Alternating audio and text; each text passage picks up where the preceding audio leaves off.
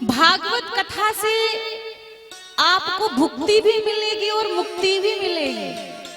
आपकी जो भी हृदय की आकांक्षा है, कामना है, समस्त इच्छाओं और कामनाओं की पूर्ति होगी। भागवत भगवान आपकी हर कामना पूरी करेंगे। भुक्ति की भी चाह पूरी होगी और मुक्ति की चाह भी पूरी होगी। सारे संसार के भोग भी मिलेंगे और मुक्ति भी अंत में मिलेगी। लेकिन भोगों का करोगे क्या?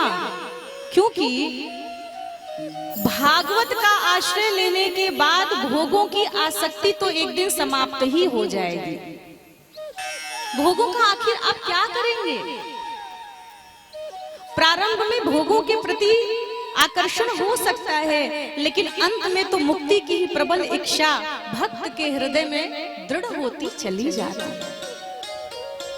सबसे पहले तो वक्ता को ही इस बात का ज्ञान हो जाना चाहिए, भागवत की महिमा का बोध हो जाना चाहिए कि सिर्फ 2-4 श्लोक क्या रट लिए, 2-4 भगवान के प्रसंग क्या हमने सुना दिए, भगवत कृपा से हमें व्यास गादी क्या प्राप्त हो गई, हमने थोड़े बहुत भगवान का कीर्तन और गुणगान क्या कर दिया कि लक्ष्मीपति नारायण वैकुंठाधिपति नारायण की तरह हाथ जोड़कर जय जयकार होने लगी। बोल भागवत भगवान की।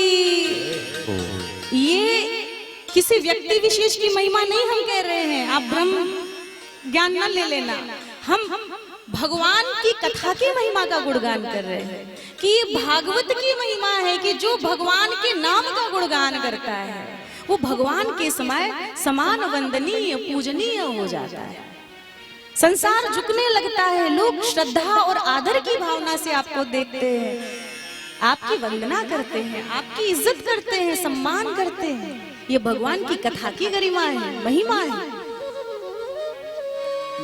भक्तों, शुरू में प्रतिष्ठा, कीर्ति, यश इनके प्रति आकर्षण हो सकता है, लेकिन ये बात पक्की है कि यदि सच्चे हृदय से ईमानदारी से कथा सुनी और भागवत का आश्रय ले लिया तो अंत में भोगों के प्रति आसक्ति समाप्त हो जाएगी।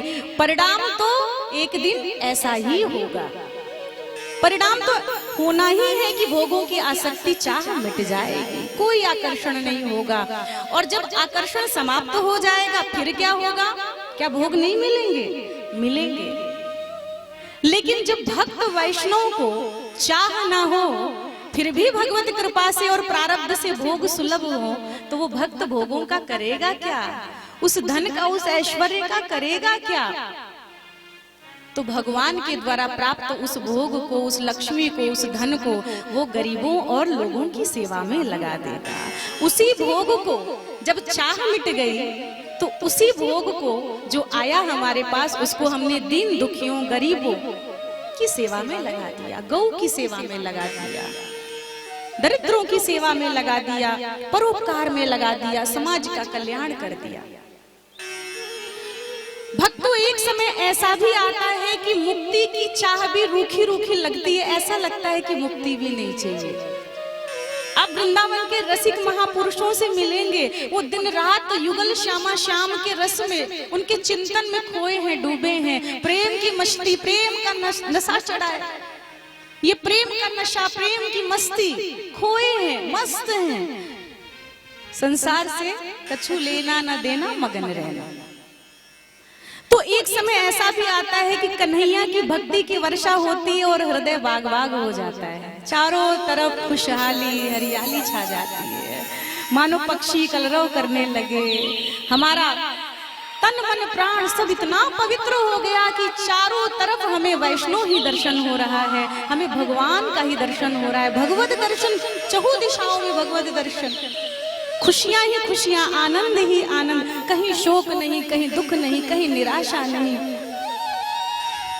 और तब इस हृदय भवन में निवृत्त निकुंज में श्यामा श्याम अचानक किशोरी राधिका रानी संग पधारते हैं और मानो अपने अधरों पर बंशी धरकर मधुर मधुर मुरली बजाना प्रारंभ कर देते हैं। तब समझना कि हमारा जीवन धन्य हो गया।